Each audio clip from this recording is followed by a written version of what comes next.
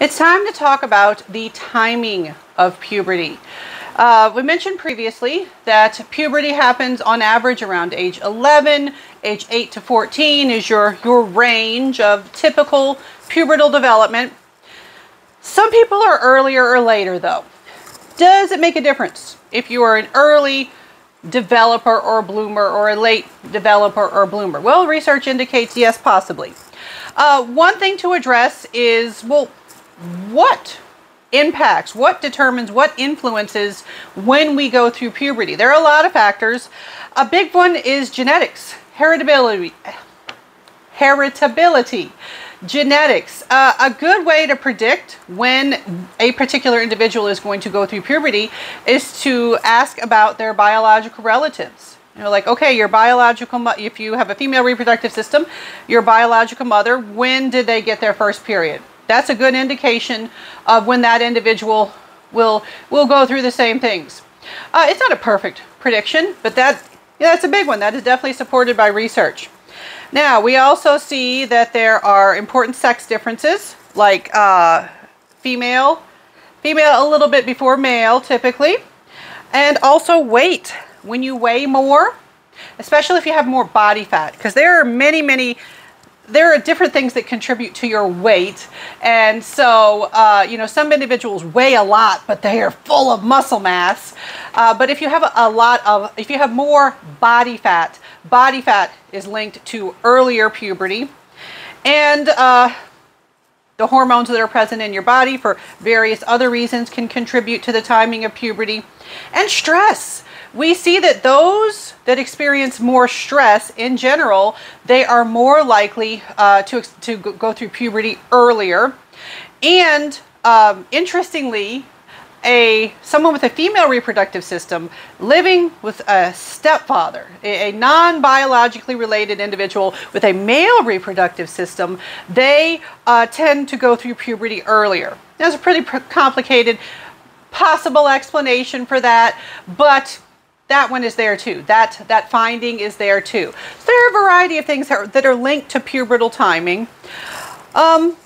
So what's it like if you are early or late?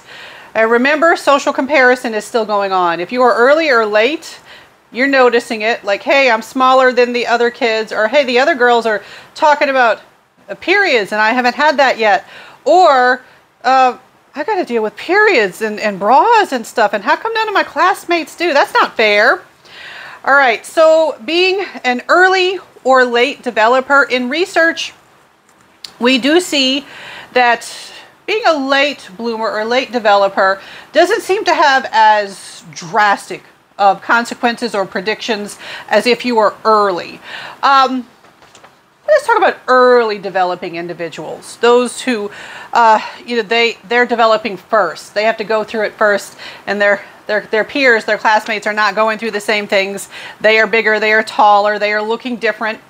All right, so for boys, or those with a male reproductive system going through puberty earlier, they are more likely to hang out with older kids, get involved with things like delinquency, rule breaking. We do see that sometimes there is admiration because they are bigger, but we also see that there's this risk for them to kind of be taken advantage of by older kids and the idea, they are a younger child in an older looking body. That's not the best situation to be in. Now, for your early developing girls, there is lots and lots of research indicating that there are harmful or at least undesirable consequences or correlates with being an early developing female. So first of all, they get teased by classmates. When I ask about it in class, sometimes I'll have students say, oh, I bet they're popular because, they look sexy. I'm like, okay, these are like 8-year-olds. Elementary school. Do you think that that's really appreciated at that age, especially when classmates have not gone through puberty yet? No, they get teased for looking different. Remember, social comparison, conformity are big things during this time. They typically are teased. They go through people making fun of their body for looking different.